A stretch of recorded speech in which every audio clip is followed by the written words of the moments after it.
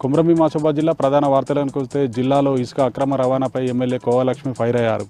జిల్లాలోని రెబ్బెన, కాగజ్ నగర్ ప్రాంతాల్లోని వాగుల నుంచి అక్రమంగా ఇసుకను లారీలలో తరలిస్తున్నారని, ఈ ఇసుక అక్రమ రవాణా వెనుక కాంగ్రెస్ నాయకుల హస్తం ఉన్నదని మండిపడ్డారు.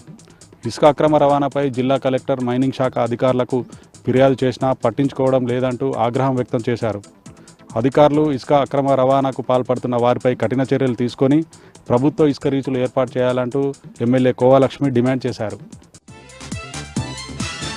కొమరంభీం ఆసిఫాబాద్ జిల్లా కాగజ్ నగర్ పట్టణంలోని మారుతినగర్ సి బాబు కాలనీలో పోలీసులు కార్డన్ సెర్చ్ నిర్వహించారు.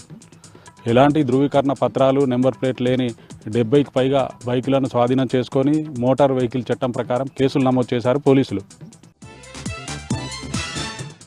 మంచిర్యాల జిల్లా కేంద్రంలోని ఆర్టీసీ బస్టాండ్లో మహిళా మెడలో నుంచి 3 తులాల మంగళసూత్రాన్ని చోరీ చేసిన ఘటన తీవ్ర కలకలం రేపింది.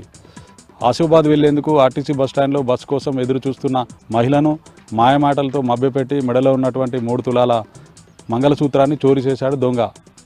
బాధిత మహిళ పోలీస్ స్టేషన్లో ఫిర్యాదు చేసింది. పోలీసులు సీసీ ఫుటేజ్ ఆధారంగా దర్యాప్తు ప్రారంభించారు.